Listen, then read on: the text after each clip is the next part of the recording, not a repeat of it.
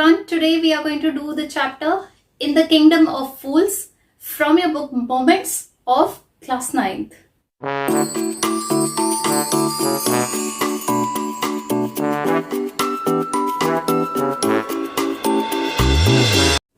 It is rightly said that only a wise man can handle a fool. So in the kingdom of fools, where the king and the minister both were foolish, only a wise guru could handle them. You want to know this interesting story? Let's read and understand the story, after which I will summarize. Then we'll do significance of the title, the moral of the story, and at last the question answers.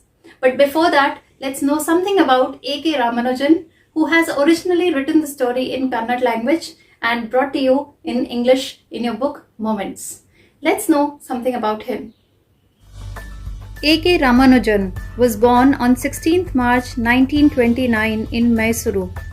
He was an Indian poet and scholar of Indian literature who wrote in both English and Kannada.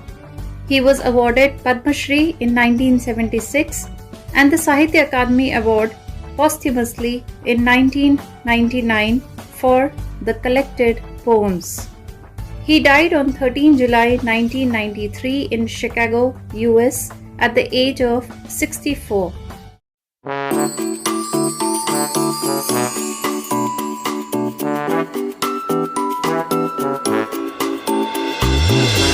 In the kingdom of fools. It is believed that fools are so dangerous that only very wise people can manage them. Who are the fools in the story? And what happens to them? Let's read the story to know the answers to both these questions. In the kingdom of fools, both the king and the minister were idiots. Idiots means foolish. They didn't want to run things like other kings, so they decided to change night into day and day into night. They ordered that everyone should be awake at night, till their fields, and run their businesses only after dark. Till here means plow. And go to bed as soon as the sun came up. Anyone who disobeyed would be punished with death.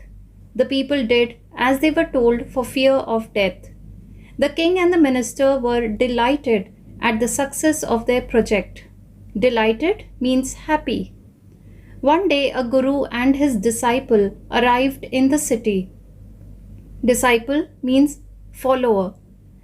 It was a beautiful city. It was broad daylight, but there was no one about. Everyone was asleep, not a mouse stirring. Stirring means moving. Even the cattle had been taught to sleep by day. The two strangers were amazed by what they saw around them and wandered around town till evening. Wandered means roamed. When suddenly the whole town woke up and went about its nightly business. The two men were hungry. Now that the shops were open, they went to buy some groceries. To their astonishment, they found that everything cost the same. Astonishment means surprise. A single duddu. Duddu is a word for money in Kannada language. Whether they bought a measure of rice or a bunch of bananas, it cost a duddu. The guru and his disciple were delighted. They had never heard of anything like this. They could buy all the food they wanted for a rupee. Once upon a time, there was a kingdom, and it was called as the kingdom of fools because the king and the minister themselves were very foolish. They had very foolish ideas. They wanted to do all daytime work in the night and nighttime work in the day. In other words, people used to sleep during the day, and when it was evening time or night time, they all woke up and carried on their everyday chores like plowing the field or doing other chores, opening up the shops or doing other businesses, etc. And whoever did not follow the law and order of the king and the minister was punished to death. So to fear the death, they all started to behave in that way. One day, a guru or a saint arrived there with his follower, and they all were very surprised to see that in the broad daylight, no one was seen on the road. everyone was sleeping. And when it was evening, they all woke up and started with their business. The guru and the disciple were very hungry, and now that the shops were open, they went to buy some groceries. Groceries like rice or flour or other things to make their food. And they were very surprised that everything costed the same. Everything costed just a single to do, whether it was a measure of rice or a bunch of bananas. It was very cheap. So both of them were very happy that in just 1 rupee they bought so much of food for themselves. When they had cooked and eaten, the Guru realized that this was a kingdom of fools and it wouldn't be a good idea for them to stay there. "This is no place for us, let's go," he said to his disciple. But the disciple didn't want to leave the place. Everything was cheap here. All he wanted was good, cheap food. The Guru said, "They are all fools. This won't last very long, and you can't tell what they'll do to you next." But the disciple wouldn't listen to the Guru's wisdom. He wanted to stay. The Guru finally gave up and said, "Do what you want. I am going," and left. The disciple stayed on, ate his fill every day, bananas and ghee and rice and wheat, and grew fat like a street side sacred bull. After the Guru and the disciple had eaten their food, the Guru realized that that was a kingdom of fools and there was no guarantee of what would happen next. So he suggested his disciple to leave that place. But the disciple was not ready because he was greedy for good and cheap food. So finally, the Guru told the disciple to stay on. He himself left. The disciple who stayed back ate so much every day because the food was so cheap. He ate bananas, ghee, rice, wheat, etc. and he grew like a fat bull. Now in the last line, grew fat like a street side sacred bull is a simile where this disciple who had grown fat is compared to a street side bull, which is also considered as sacred or holy because people take work out of that bull. One bright day, a thief broke into a rich merchant's house. He had made a hole in the wall and sneaked in. And as he was carrying out his loot, the wall of the old house collapsed on his head and killed him on the spot. His brother ran to the king and complained, "Your Highness, when my brother was pursuing his ancient trade, a wall fell on him and killed him. This merchant is to blame. He should have built a good, strong wall. You must punish the wrongdoer and compensate the family for this injustice." The king said, "Justice will be done. Don't worry," and at once summoned the owner of the house. Summoned means called for. There was a thief who went inside a rich man's house to loot or to rob of his money and ornaments. But when he was leaving the house, a wall fell on his head and he died on the spot. The brother of that thief went to the king to ask for justice. He told the king to punish that merchant whose house wall had been collapsed and also compensate the thief's family for this injustice. The king was foolish. He did not realize what he was doing, and so he promised the thief's brother that the justice will be done, and immediately he asked the owner of that house, that is the merchant, to come to the palace. When the merchant arrived, the king questioned him, "What's your name?" "Such and such, Your Highness." "Were you at home when the dead man burgled your house?" Burgled means robbed. "Yes, my lord. He broke in and the wall was weak. It fell on him." The accused pleads guilty. "Your wall killed this man's brother. You have murdered a man. We have to punish you." "Lord," said the helpless merchant, "I didn't put up the wall. It's really the fault of the man who built the wall. He didn't build it right. You should punish him." Who's that? My lord, this wall was built in my father's time. I know the man. He is an old man now. He lives nearby. The king sent out messengers to bring in the bricklayer who had built the wall. Bricklayer means a mason. They brought him, tied hand and foot. You there, did you build this man's wall in his father's time? Yes, my lord, I did. What kind of a wall is this that you built? It has fallen on a poor man and killed him. You've murdered him. We have to punish you by death.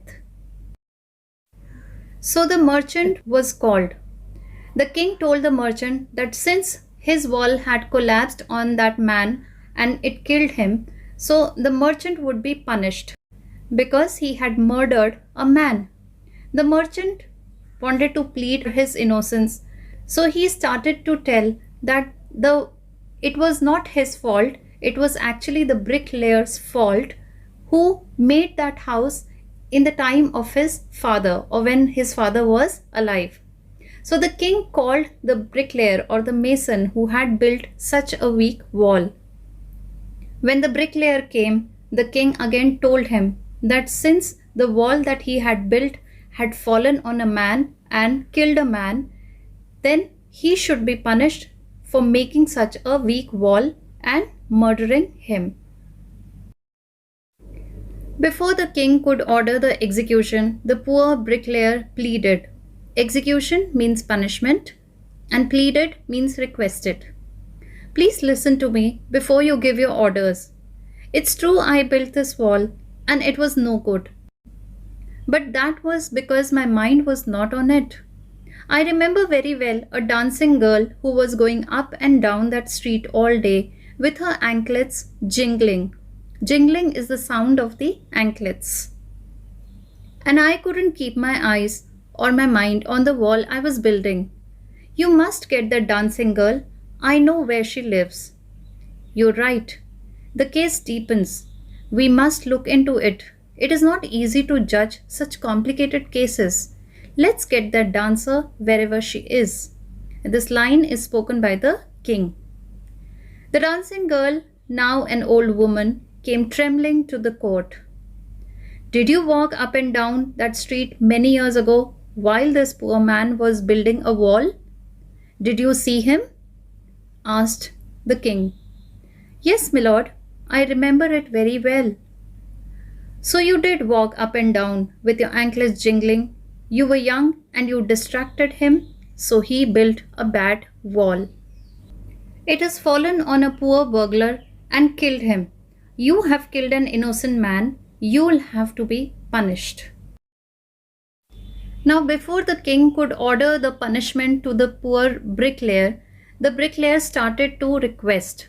And he told that it was his fault that he made a weak wall, but the culprit was not him. The actual reason was the dancing girl who used to walk up and down the street. And because she used to walk and her anklet sound used to distract this bricklayer, the bricklayer's mind was not on the wall that he was making, and that is how the wall had become very weak. So he requested the king to call the dancing girl to the palace. The dancing girl was now a very old woman who came in the palace trembling with fear. And then the king told her that it was because she went up and down the street, the bricklayer did not pay attention to the wall that he was making, which in turn turned out to be a weak wall, which fell on the thief and murdered him. So the main culprit was the dancing girl, and so she should be punished. She thought for a minute and said, "My lord, wait. I know now why I was walking up and down that street. I had given some gold to the goldsmith to make some jewelry for me. He was a lazy scoundrel." Scoundrel means a dishonest person. He made so many excuses, said he would give it now and he would give it then, and so on all day. He made me walk up and down to his house a dozen times. That was when this bricklayer saw me. It's not my fault, my lord. It's the damn goldsmith's fault. Poor thing, she's absolutely right, thought the king, weighing the evidence. We've got the real culprit at last. Get the goldsmith wherever he is hiding at once. Culprit is the wrongdoer. Now the old woman, that is the dancing lady, remembered why she was walking up and down that street, and she told the king that it was because she was going to the goldsmith. She had ordered the goldsmith to make some jewelry for her, but that goldsmith took a lot of time and he made her visit her shop a dozen times in a day, and that is the reason why she was going up and down the street so frequently. Which is why the bricklayer was diverted so much. So the dancing lady told the king that she was not the culprit, actually, the goldsmith was the culprit. The king thought that the lady was absolutely right, and he thought that at last the culprit was now known and he was now able to solve such a complicated case. So he called for the goldsmith at once. The king's bailiffs searched for the goldsmith. Bailiff is a police officer in today's times, or a law officer, who was hiding in a corner of his shop. When he heard the accusation against him, he had his own story to tell. "My lord," he said, "I am a poor goldsmith. It's true I made this dancer come many times to my door. I gave her excuses because I couldn't finish making her jewelry before I finished the rich merchant's orders. They had a wedding coming and they wouldn't wait. You know how impatient rich men are. Who's this rich merchant who kept you from finishing this poor woman's jewelry? Made her walk up and down, which distracted this bricklayer, which made a mess of this wall, which has now fallen on an innocent man and killed him? Can you name him?" asked the king. Now the king's law officers brought the goldsmith to the palace. The goldsmith had his own story to tell. He explained that it was true that he made the dancing girl come to his door many times a day. The reason was that he could not complete making her jewelry. Why? Because there was another rich merchant who had a wedding at home, and he had given an order to this goldsmith to make the ornaments for the wedding. The rich merchant was in a hurry, so he had to prioritize to make the rich man's jewelry over this dancing girl's jewelry.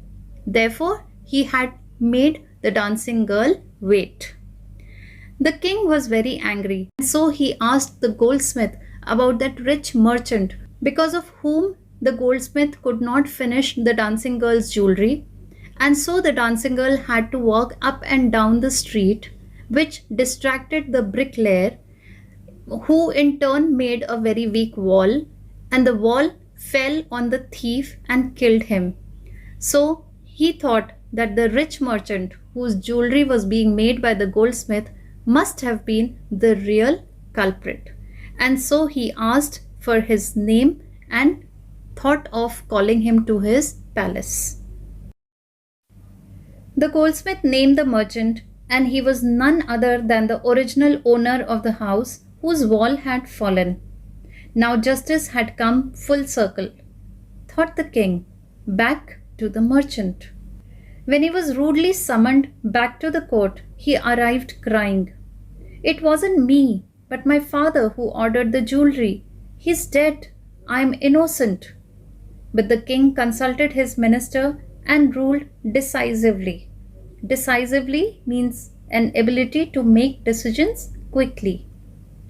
"It's true your father is the true murderer. He is dead. But somebody must be punished in his place. You have inherited everything from that criminal father of yours, his riches as well as his sins." Inherited means received money or property from the previous holder after his death. And sins are the wrongdoings. I knew at once, even when I first set eyes on you, and you were at the root of this horrible crime. You must die. When the goldsmith told the name of the merchant, he turned out to be the father of the same merchant whose wall had fallen down on the thief. And now the king thought that justice has come full circle. This line means that justice now arrived at the place where the problem had actually started. That is, the merchant. The problem started from merchant's place, and now justice should be taken from the merchant himself.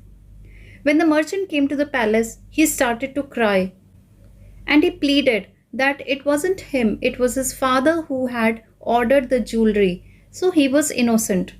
But the king consulted his minister and took a decision that since the merchant had inherited or received everything, the property as well as the wrongdoings, that is, the sins, from his father, so he should be punished. Because his father was a criminal, so the son should be now punished since the father was dead. And he ordered a new stake to be made ready for the execution. Stake is a wooden post to which a person was tied before being burnt alive as a punishment. As the servants sharpened the stake and got it ready for the final impaling of the criminal, impaling means fixing. It occurred to the minister that the rich merchant was somehow too thin to be properly executed on the stake. He appealed to the king's common sense. The king too worried about it. "What shall we do?" he said, when suddenly it struck him that all they needed to do was to find a man fat enough to fit the stake. The servants were immediately sent all over the town looking for a man who would fit the stake, and their eyes fell on the disciple who had fattened himself for months on bananas and rice and wheat and ghee. The king was now finally happy that he could find the culprit, and he now ordered to build a stake. A stake is a wooden post or a wooden plank or a platform or something like that to which a person is tied before he is punished. So the king ordered his servants to make that kind of a stake on which the criminal can be fixed. But when the stake was made, it appeared that the merchant was too thin for the size of the stake. When he told this to the king thought that now that the stake was made, somebody had to be punished. If merchant was thin, then they had to look for someone, a fat person who could be fitted on that stake. So he told the servants to look for such a fat man in the kingdom. And finally, their eyes fell on the same disciple of that guru who had decided to stay back and eat a lot of food. Now, in the past few months, he had been eating a lot of bananas, rice, wheat, and ghee, and that had made him very, very fat. What have I done wrong? I'm innocent. I'm a sannyasi. Now, sannyasi is a Hindi word which means hermit. He cried. That may be true, but it's the royal decree that we should find a man fat enough to fit the stake. Decree means a law. They said, and carried him to the place of execution. He remembered his wise guru's words. This is a city of fools. You don't know what they'll do next. While he was waiting for death, he prayed to his guru in his heart, asking him to hear his cry wherever he was. The guru saw everything in a vision. He had magic powers. He could see far and he could see the future as he could see the present and the past. He arrived at once to save his disciple, who had got himself into such a scrape through love of food. Scrape means a difficult situation. As soon as he arrived, he scolded the disciple and told him something in a whisper. Then he went to the king and addressed him, O wisest of kings, who's greater, the Guru or the disciple? Of course, the Guru, no doubt about it. Why do you ask? Answered the king. Then put me to the stake first. Put my disciple to death after me, said the Guru. When the servants of the king realized that the disciple was a perfect match for the stake in terms of his body size, then they took the disciple to the place where he was to be punished. The disciple remembered his guru's words and he started to cry and pray. The guru had special powers, so he could see that the disciple was in trouble and he immediately appeared there in the kingdom. When he appeared there, he went near the disciple and spoke something in his ears in whisper. After that, the guru went to the king and asked him a question. He asked the king, who was greater, the guru or the disciple? The king answered that of course the guru is always greater than the disciple. And then the guru told the king that he should be given death first and then later the disciple should be put to death. When the disciple heard this, he understood and began to clamor. Clamor means shout loudly. Me first, you brought me here first, put me to death first, not him. The guru and the disciple now got into a fight about who should go first. The king was puzzled by this behavior. Puzzled means confused. He asked the guru, why do you want to die? We chose him because we needed a fat man for the stake. You shouldn't ask me such questions. Put me to death first, replied the guru. Why? There is some mystery here. As a wise man, you must make me understand, said the king. Will you promise to put me to death if I tell you? Asked the guru. The king gave him his solemn word. Solemn word means a sincere promise. The guru took him aside out of the servant's earshot and whispered to him. Earshot is the range or distance over which one can hear. Do you know why we want to die right now, the two of us? We've been all over the world, but we've never found a city like this or a king like you. That stake is the stake of the God of justice. It's new. It has never had a criminal on it. Whoever dies on it first will be reborn as the king of this country. And whoever goes next will be the future minister of this country. We are sick of our ascetic life. Ascetic means hermit-like life. It would be nice to enjoy ourselves as king and minister for a while. Now keep your word, my lord, and put us to death. Me first, remember?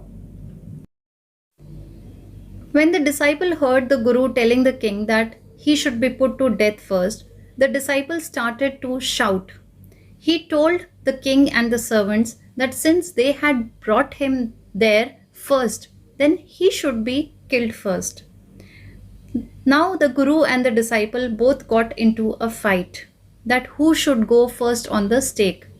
The king was really confused on watching all this, and so he asked Guru to explain.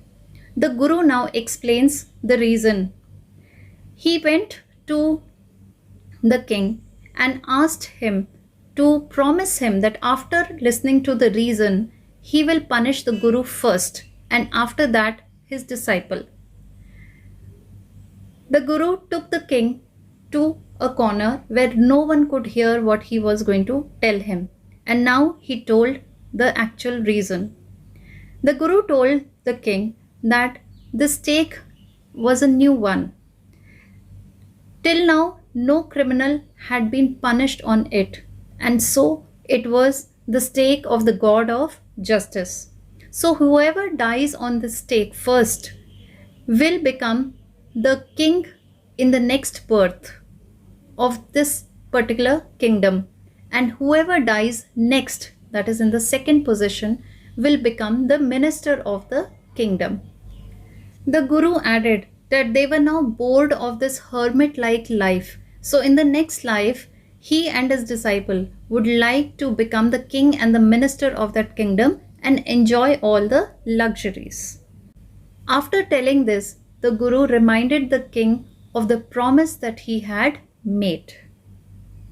The promise that he would punish the Guru first. The king was now thrown into deep thought. He didn't want to lose the kingdom to someone else in the next round of life. He needed time. So he ordered the execution postponed to the next day and talked in secret with his minister. It is not right for us to give over the kingdom to others in the next life. Let's go on the stake ourselves, and we'll be born as king and minister again. Holy men do not tell lies, he said, and the minister agreed. So he told the executioners, we'll send the criminals tonight. When the first man comes to you, put him to death first. Then do the same to the second man. Those are my orders. Don't make any mistake. That night, the king and his minister went secretly to the prison, released the Guru and the disciple, disguised themselves as the two, and as arranged beforehand with loyal servants, were taken to the stake and promptly executed. Disguised means dressed secretly. Upon listening to the Guru's words, the king was now thinking very deeply. He couldn't decide because he was greedy of the kingdom. He did not want to give away the kingdom to some other person in the next round of life. So, to take a decision, he postponed the punishment. And then at night, he secretly spoke to the minister. He told the minister that he was not ready to give over the kingdom to someone else in the next life, and therefore they would decide that they will die on the stake themselves and will be reborn as king and minister again. The minister agreed to this. So the king then told the executioners, that is the people who were supposed to punish, that they will send the criminals, that is the Guru and his disciple, that night. The first man who comes to them should be killed first, and then the second man, and there should be no mistake. After warning these things to the people, to the servant, the king and the minister then secretly went to the prison where Guru and disciple were there. They released both of them, and the king and the minister dressed themselves as the Guru and the disciple. Everything was arranged beforehand with the loyal servants of the king, and then the king and the minister went to the stake where they were punished promptly. When the bodies were taken down to be thrown to crows and vultures, the people panicked. Panicked means got scared. They saw before them the dead bodies of the king and the minister. The city was in a confusion. All night they mourned and discussed the future of the kingdom. Mourned means felt sorrow. Some people suddenly thought of the Guru and the disciple and caught up with them as they were preparing to leave town unnoticed. We people need a king and a minister, said someone. Others agreed. They begged the Guru and the disciple to be their king and their minister. It didn't take many arguments to persuade the disciple. Persuade means convince. But it took longer to persuade the Guru. They finally agreed to rule the kingdom of the foolish king and the silly minister on the condition that they could change all the old laws. From then on, night would again be night and day would again be day. And you could get nothing for a dudu. It became like any other place.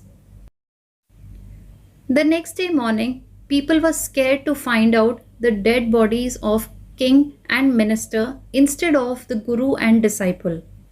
The entire city was in confusion. They all were worried who will be their next king and minister. But then they thought that the guru and the disciple who were just about to leave the kingdom without telling anyone were the perfect people to rule that kingdom. So they went and requested the guru and disciple to become the king and the minister. The disciple was easily convinced because he was greedy of food and luxury. But it took some time for the people to convince the guru. Finally, he was convinced. But Guru told everyone that all the old laws would be changed. The night would again be night and the day would again be day. And nothing would be available for just a dudu. The price for the groceries and the eatables will be just like any other place. So, the old system of life in the kingdom was replaced with a new system, and people were now happy under the rule of intelligent and wise Guru and his disciple. It was no longer the kingdom of fools.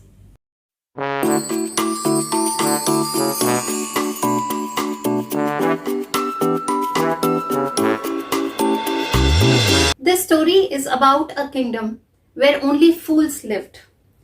This kingdom was ruled by a foolish king and his minister who was equally foolish. The king wanted everything to be changed in his kingdom. So he turned day into night and night into day. Every little thing costed the same amount of money, that is one dudu. So the food there was very cheap and the routine there was completely different from what people follow in the world. And one day, a guru and his disciple happened to come there. When they saw people working at night and sleeping during the day, and that everything costed just 1 rupee, they were very surprised. But very soon, the guru realized that it was a kingdom of fools. And so they must leave that place. But the disciple was very greedy for this cheap food and he decided to stay back. Within a few months, the disciple grew very fat, eating on bananas, ghee, wheat, rice, everything because it was very cheap. He really had a gala time in the kingdom. And one fine day, a thief broke into a merchant's house to rob the jewelry and the money. But unfortunately, a wall of his house collapsed on him and he died. So the thief's brother went to the king to ask for justice and compensation. The king was a foolish man. He didn't know how to do the justice. So instead of deciding that the criminal was at fault, he called the merchant whose house wall had been collapsed. The merchant told the king that it wasn't his fault. It was the bricklayer's fault who built that house during his father's time. So the bricklayer was called. The bricklayer again explained that it wasn't his fault because when he was making that wall, he couldn't concentrate because there was this dancing girl, this beautiful girl who went up and down the street, which distracted the bricklayer, and eventually he made a weak wall because of which the wall fell on the thief and the thief died. So the king called the dancing girl. When she came, she explained that it wasn't her fault actually, it was the goldsmith's fault. She had ordered for some jewelry at the goldsmith, but that goldsmith did not give her jewelry on time. And so he made her come at his door many times a day. Then the king thought that the goldsmith was at fault, so the goldsmith was called. The goldsmith then explained that he could not make the dancing girl's jewelry on time because a rich merchant had a wedding at his place and he was in a hurry to get some ornaments made. So he had to make the rich merchant's ornaments on priority and therefore had to postpone the making of dancing girl's ornaments. Finally, the king thought that it wasn't the goldsmith's fault. It was actually the rich merchant's fault at whose place the wedding was supposed to happen and who pressurized the goldsmith to make his ornaments first. So the rich merchant was called. The rich merchant was none other than the same merchant whose wall had fallen on the thief.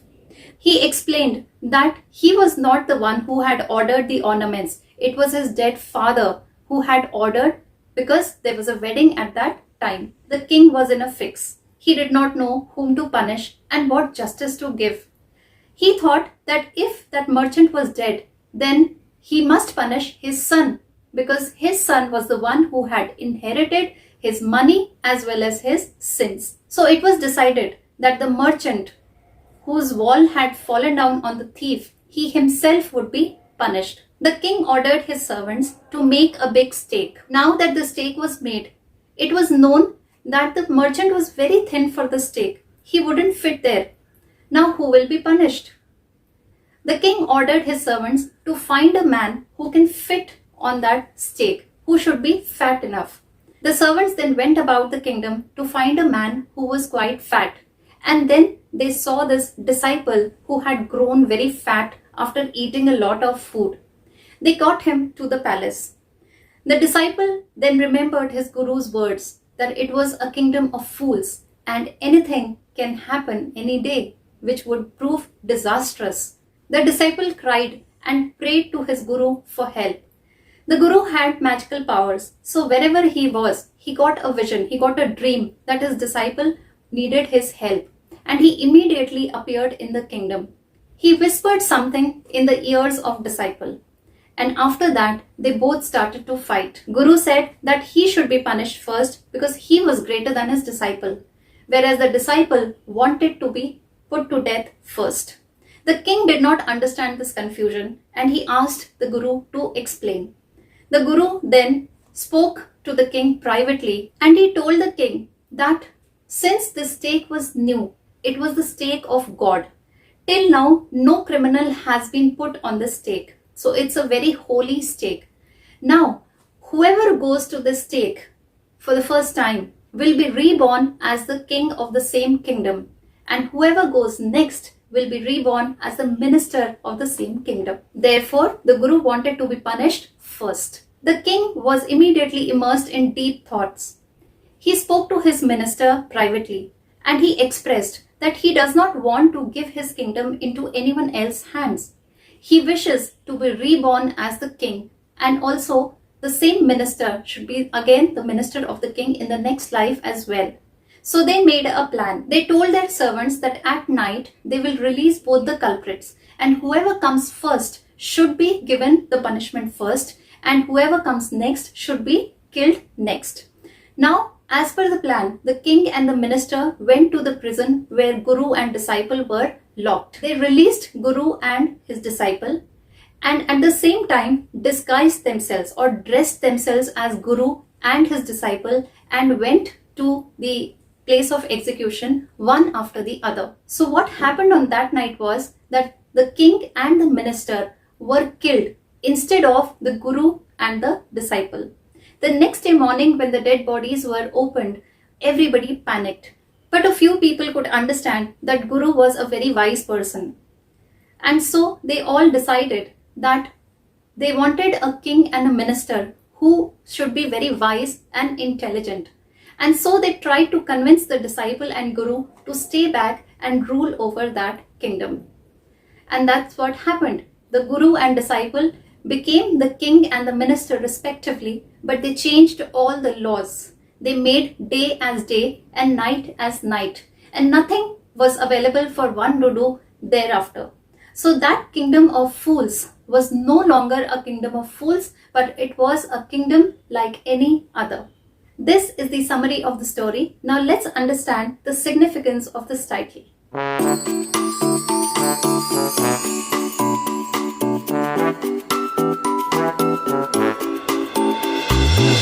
The title itself suggests that it was a place of fools. There was a foolish king, the minister was foolish, foolish were their laws, and on top of it, foolish were the people who obeyed those laws. Nobody had the guts to oppose the silly ideas of the king, and therefore everybody had to pay its price. And at the end of the story, we also come to know that the foolish king gives up his life just to have that kingdom back in his hands again, just to rule over that kingdom in his next life. He trusted the words of Guru. which again proves that he was very foolish. Therefore, the title that In the Kingdom of Fools is very apt and correct for this story. The moral of the story is that don't be foolish. Think before you act. Be wise enough to understand what is correct and what is wrong. And only a wise person can handle the fools. So if you have fools around you, you got to be very wise and intelligent in handling their activities. Otherwise, you will also have to suffer. That's all in this session today. I'm now going to flash the written summary and the question answers in front of you. Please stay with me till the end, and I'll see you again in my next video with a new topic or new chapter. Till then, take good care of yourself. Thank you and bye.